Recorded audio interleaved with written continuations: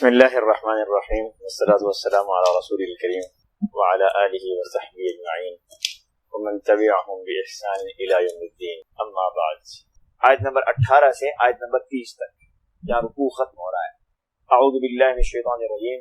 یوم ينفخ في الصور فتأتون أفواجا وفتحت السماء فكانت أبوابا وسيرت الجبال فكانت سرابا إن جهنم كانت مرصادا للطاغين مآبا لابثين فيها أحقابا لا يذوقون فيها بردا ولا شرابا إلا حميما وغساقا جزاء وفاقا إنهم كانوا لا يرجون حسابا وكذبوا بآياتنا كذابا وكل شيء أحصيناه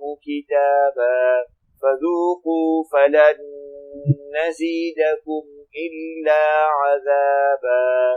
آیات کا ترجمہ دیکھ لیجیے۔ یوم ينفخ في الصور، وہ دن جس دن سور پھونکا جائے گا۔ ينفخ في الصور، سور پھونکا جائے گا۔ فتأتون افواجا، اور تم سب فوج در فوج چلے آؤ گے۔ وفتحت السماء، اور آسمان کو کھول دیا جائے گا۔ فکانت ابوابا، تو اس کے دروازے ہی دروازے بن جائیں گے۔ وسیرت الجبال، اور پہاڑوں کو چلایا جائے گا۔ فکانت سرابا، تو وہ ریت کے سراب کی طرح ہو جائیں گے۔ ان جہنم کانت مرصادا، بے شک جہنم گھات لگائے بیٹھی ہے۔ للطاغین مآبا، وہ سرکشوں کے لیے ٹھکانہ ہے۔ لابثین فیہا احقابا، جس میں وہ مدتوں رہیں گے۔ لا یذوقون فیہا بردا ولا شرابا، اس دن نہ وہ کسی ٹھنڈک کا مزہ چکھیں گے اور نہ کسی پینے کے قابل چیز کا۔ الا حمیما وغساقا، سوائے گرم پانی اور پیپ لہو کے۔ جزاء وفاقا، یہ ان کا پورا پورا بدلہ ہوگا۔ انہم کانوا لا یرجون حسابا، اس لیے کہ وہ حساب کا عقیدہ نہیں رکھتے تھے، یہ حساب کی امید نہیں رکھتے تھے۔ وکذبوا بآیاتنا کذابا، اور انہوں نے ہماری آیتوں کو بہت زیادہ جھٹلایا تھا، بڑھ چڑھ کر جھٹلایا تھا۔ وکل شیء احصیناہ کتابا، اور ہم نے ہر چیز کو لکھ کر محفوظ کر رکھا ہے۔ فذوقوا، اب مزہ چکھو۔ فلن نزیدکم الا عذابا، اس لیے کہ ہم تمہارے لیے سزا کے علاوہ کسی بھی چیز میں اضافہ نہیں کریں گے۔ یہ آیات مبارکہ ہیں، یہ اس دن کی ہیبت اور کیفیت اللہ تعالیٰ یہاں پہ ذکر فرما رہے ہیں۔ کہا کہ فیصلے کا مقررہ دن ہوگا، اور وہ کون سے دن ہوگا؟ جس دن سور پھونکا جائے۔ سور یہ سواد کے ساتھ، جیسے یہاں پر آپ آیت اندر دیکھ رہے ہیں سواد کے ساتھ لکھا ہوا نا، سور۔ یوم ينفخ في الصور، کہ سور میں پھونکا جائے گا۔ سور میں پھونکا جائے گا، کیا معاملہ ہوگا، کیا صورت ہے؟ تو حدیث مبارکہ میں ملتے ہیں، صحابہ نے پوچھا کہ یا رسول اللہ یہ سور کیا ہے؟ تو آپ نے ارشاد فرمایا کہ سور ایک جیسے سینگ ہوتا ہے نا، سینگ آپ نے دیکھو، سینگ ایک تو چھوٹے چھوٹے سینگ ہوتے ہیں نا، ایک جو بڑا سینگ ہوتا ہے کسی بڑے بیل کا، وہ ٹوٹا وہ سینگ آپ نے یقیناً دیکھا ہوگا کہ ایک طرف سے وہ کنارہ چھوٹا سا باریک سا ہوتا ہے، پتلا ہوتا ہے، اور دوسری طرف وہ کافی بڑا ہو جاتا ہے۔ آپ نے ارشاد فرمایا جو سور ہے اس کی شکل بھی ایسی ہے۔ آپ نے فرمایا جیسے سینگ ہے، سینگ کی طرح سمجھو۔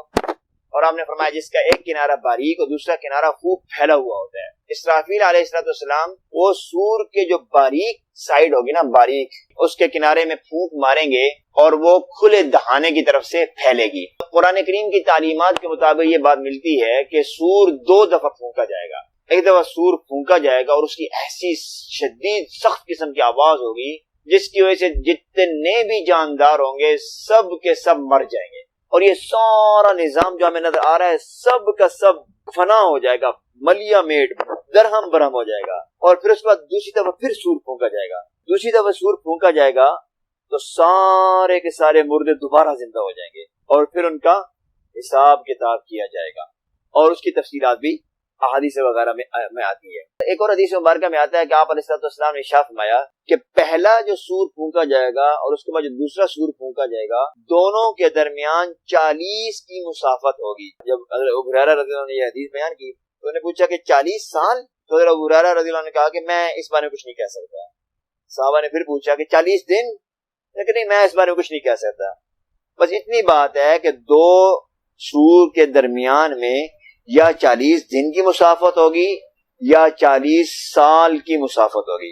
اور ایک حدیث مبارکہ میں آتا ہے آپ علیہ السلام نے ارشاد فرمایا کیف انعم وقد التقم صاحب القرن القرن وحنا جبهته واصغى سمعه ينتظر ان يؤمر ان ينفخ فينفخ۔ روایت میں یہ ہوتا ہے کہ ينفخ او كما قال علیہ السلام، کہ آپ نے فرمایا کہ میں کس طرح خوش رہ سکتا ہوں، کس اعتبار سے میں خوش رہ سکتا ہوں جبکہ سور پھونکنے والے فرشتے نے سور منہ میں پکڑا ہوا ہے، پیشانی جھکائی ہوئی ہے اور کان لگا کر انتظار میں ہے کہ کب اللہ کی طرف سے حکم ہو اور وہ اس میں پھونک مار دے۔ یہ گویا کہ اس وقت بھی اسرافیل علیہ السلام سور منہ میں لے کر کھڑے ہیں، اور جب دوسری دفعہ سور پھونکا جائے گا تو اس کی کیفیت کیا ہوگی؟ تو اللہ تعالیٰ شاہ فرمانے فتأتون افواجا، تو تم فوج کے فوج، غول کے غول، جھنڈ کے جھنڈ، جماعتوں کی جماعتوں میں تم کھچ کھچ کے وہاں پہنچنا شروع ہو جاؤ گے۔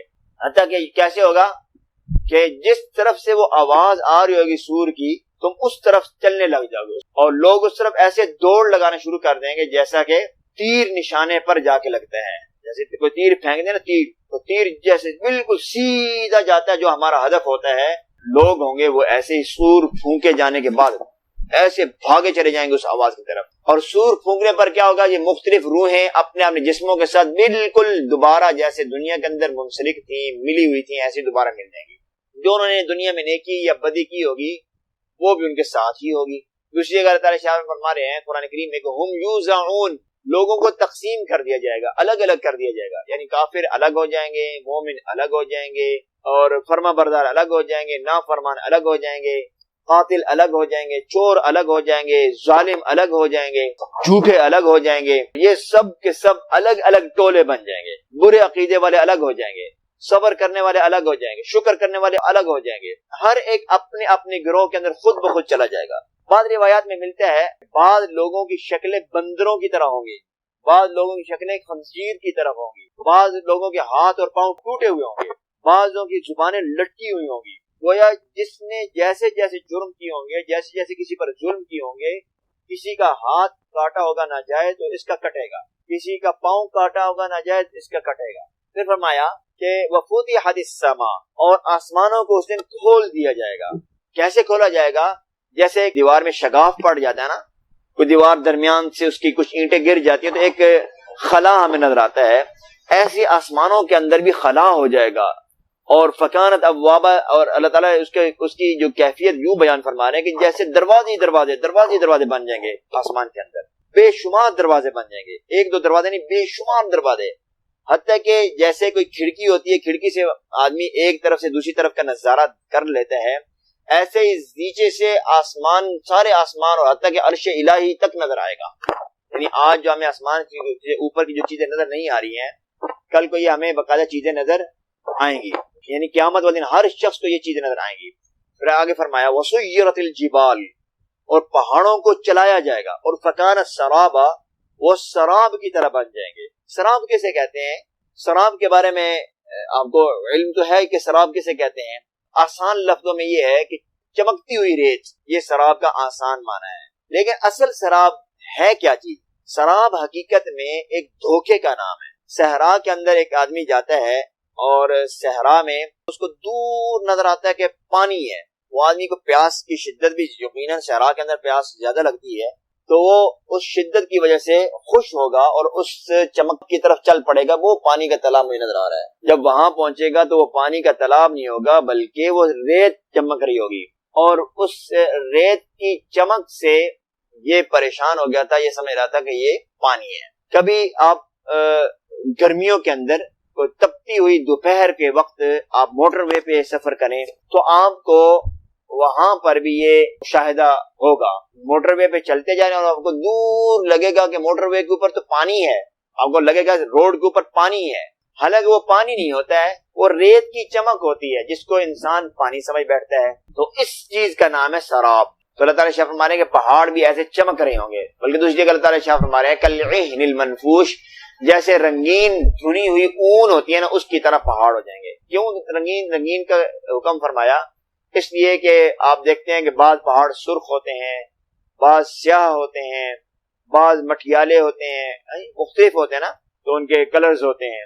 تو اس لیے اللہ تعالیٰ شاہ فرما رہے ہیں کہ پہاڑ بھی ایسے ہی مختلف رنگین ہوں گے، مختلف شکلوں میں اڑ رہے ہوں گے۔ اور ایک جگہ اللہ تعالیٰ نے شاہ فرمایا کہ واہیہ، کہ پہاڑ بالکل کمزور ہو جائیں گے، والملک علی ارجائها، اور ایک جگہ اللہ تعالیٰ نے شاہ فرمایا کہ فرشتے کناروں پر ہوں گے، اور عرش کو اٹھانے والوں کی تعداد بھی ڈبل کر دی جائے گی۔ ایسی ہیبت کا معاملہ ہوگا۔ اللہ تعالیٰ کی ہیبت کی وجہ سے عرش کے اوپر اور وزن بڑھ جائے گا، جس کی وجہ سے جو فرشتے جو پہلے 4 تھے اب وہ 8 ہو جائیں گے۔ وَيَحْمِلُ عَرْشَ رَبِّكَ فَوْقَهُمْ يَوْمَئِذٍ ثَمَانِيَةٌ، اور اس کے بعد اللہ تعالیٰ یہاں پر ارشاد فرما رہے ہیں کہ إِنَّ جَهَنَّمَ كَانَتْ مِرْصَادًا، کہ جہنم انسان کے طاق میں لگی رہتی ہے، تو وہ انتظار میں ہے کہ جو ظلم کرنے والا ہے یا ویسے کسی کو تنگ کرنے والا ہے، کسی کو ستانے والا ہے، تو جو ہیں یہ جہنم ان کے انتظار میں بیٹھی ہے کہ کب وہ فارغ ہوں دنیا کی زندگی سے اور میں ان کو ہڑپ کر لوں۔ کیوں کہ للطاغین مآبا، یہ سرکش لوگوں کے لیے جہنم ٹھکانہ ہے، جو ظلم کرنے میں بالکل نہیں رکتے ہیں، جو نہیں دیکھتے ہیں، نہ رشتہ داری کا بھرم رکھتے ہیں، نہ پڑوسی ہونے کا بھرم رکھتے ہیں، نہ محلے دار ہونے کا بھرم رکھتے ہیں، نہ علاقے کا ہونے کا بھرم رکھتے ہیں، بلکہ ظلم ہی ظلم کرتے ہیں، جن کی زندگی میں ظلم ہے۔ بلکہ ایک واقعہ میں آپ کو سناتا ہوں کہ یعنی ظلم جس کی عادت بن جاتی ہے نا، ظلم کرنا، وہ ظلم کیے بغیر رہتا نہیں، اس کو سکون نہیں آتا ظلم کیے بغیر۔ پاکستان کی واقعہ ہے کہ وہ 3-4 لوگ جا رہے تھے، ایسے ہی عید کا سیزن چل رہا تھا، تو کسی گاؤں میں ایسے گزر رہے تھے، دیکھا کہ ایک درزی، ایک ٹیلر، وہ ایک دکان کے اندر وہ شٹر اس نے آدھا کیا ہوا اور بیچارہ بیٹھا، رات کا وقت تھا، آدھی رات کے سے بھی زیادہ وقت گزر گیا، بیچارہ اپنے بچوں کی روزی روٹی کا سامان کر رہا تھا۔ انہوں نے کہا چلو جی آج پھر دل ٹھنڈا کریں، تو اس ٹیلر کو پکڑ کے فائر مار کے مار دیا۔ کچھ قصور نہیں ہے، صرف کیا اس کو تڑپتا ہوا دیکھ کر اپنے دل کو خوش اور ٹھنڈا کرنا چاہتے تھے، بس۔ تو ایسے جو ظالم اور سرکش لوگ ہیں ان کے لیے جہنم گھات لگا کر بیٹھی ہے کہ کب یہ لوگ دنیا سے فارغ ہو اور میں ان کو پکڑ لوں۔ لابثین فیہا احقابا، اور احقاب حقب کی جمع ہے، حقب، ایک حقب 80 سال کے برابر ہے۔ حقب کے متعلق پوچھا گیا علی کرم اللہ وجہہ سے، تو انہوں نے فرمایا کہ حقب 80 سال کا ہوتا ہے، اور فرمایا کہ 1 سال 12 مہینے کا، اور 1 مہینہ 30 دن کا، اور 1 دن قیامت کا موجودہ دنیا کے حساب سے 1000 سال کے برابر ہے۔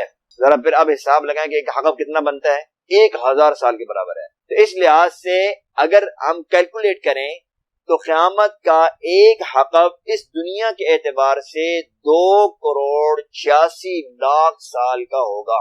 تو احقاب یہاں پر کہا کہ وہ بد کردار لوگ، جہنمی لوگ، جہنم کے اندر احقابا، سالہ سال بہت سارے حقب رہیں گے۔ یہ اللہ تعالیٰ نے یہاں پر ان کو تنبیہ کی ہے کہ اگر اب بھی تم سرکشی سے باز آ جاؤ تو ٹھیک ہے، نہیں باز آتے ہو تو۔ اور پھر آگے فرمایا لا یذوقون فیہا بردا ولا شرابا، کہ اس کے اندر کوئی ٹھنڈک نہیں ملے گی، جہنمیوں کو کسی قسم کی ٹھنڈک نصیب نہیں ہوگی، اور نہ ہی پینے کے لیے ان کو بہترین پانی مہیا کیا جائے، سادہ پانی بھی نہیں ہوگا، بلکہ وہی ہوگا الا حمیما وغساقا، جو آپ پہلے پڑھ چکے ہیں، کھولتا ہوا پانی ہوگا، اور وہ زخموں سے بہنے والی پیپ ہوگی، اور وہ گندگی ہوگی، وہ ان کو پلائی جائے گی، یہ لو پیو۔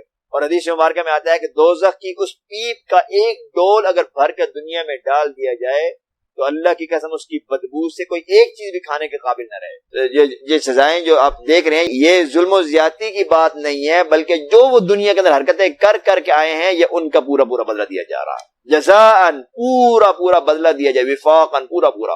کیوں؟ اب ایک بات ذہن میں آتی ہے کہ ان کو یہ سزائیں کیوں ملیں گی، کیا وجہ ہوگی، کس وجہ سے ان کو یہ سزائیں مل رہی ہیں؟ تو اللہ تعالیٰ نے اس کی وجہ بھی یہاں پر بتا دی کہ انہم کانوا لا یرجون حسابا، کہ یہ دنیا میں رہتے ہوئے آخرت کے حساب کتاب کی کوئی امید نہیں رکھتے تھے، کوئی ڈر بھی نہیں تھا اور نہ امید تھی، کوئی خوف نہیں تھا، حتیٰ کہ اس قدر ان نے ڈر کو ختم کر دیا تھا کہ انہوں نے قیامت کے واقع ہونے کا انکار کر بیٹھے، کہ قیامت آنی کو نہیں، قیامت کے وقوع سے، قیامت کے واقع ہونے سے کا ہی انکار کرنے لگ گئے۔ حساب کتاب تو بعد کی بات ہے نا، حساب کتاب سے پہلے ہی یہ قیامت کا ہی انکار کر بیٹھے تھے، حتیٰ کہ آپس میں قیامت کے متعلقہ بیہودہ قسم کی باتیں کرنے لگ گئے، آپس میں اختلافات رکھنے شروع کر دیے۔ کوئی کہتا آئے گی، کوئی کہتا پتہ نہیں ایسے ڈھکوسلے ہیں، کوئی کچھ کہتا کوئی کچھ کہتا۔ ایک وجہ تو یہ تھی۔ دوسری وجہ جو سزا کی وہ یہ تھی کہ وَكَذَّبُوا بِآيَاتِنَا كَذَّابًا، کہ یہ لوگ ہماری آیتوں کو جھٹلاتے تھے، انبیاء کرام علیہم الصلوات و تسلیمات کی تکذیب کرتے تھے، قیامت اور قیامت کے دن حساب و کتاب کو جھٹلاتے تھے، بلکہ کہتے تھے انبیاء کو کہتے تم جھوٹ کہتے ہو، اللہ نے کوئی شریعت نازل نہیں کی، کوئی قیامت نہیں آنی ہے۔ لہذا یہ بھی دوسری وجہ ہے جس وجہ سے ان کو عذاب دیا جائے گا۔ پھر فرمایا کہ یہ جو کفار ہر چیز کا انکار کرتے پھر رہے ہیں، حالانکہ اصل بات یہ ہے کہ وَكُلَّ شَيْءٍ أَحْصَيْنَاهُ كِتَابًا، کہ ہم نے ہر چیز کو ایک کتاب کے اندر لکھ رکھا ہے، ازل سے لے کر قیامت تک، ابد تک کی ہر چیز اللہ تعالیٰ کے علم میں ہے۔ اور لوح محفوظ، فرشتوں کے پاس جو نامہ اعمال کے رجسٹر ہیں، اور اس کے اندر انسانوں کے تمام اعمال محفوظ، پھر تمام انسانوں کے اعمال نامے محفوظ۔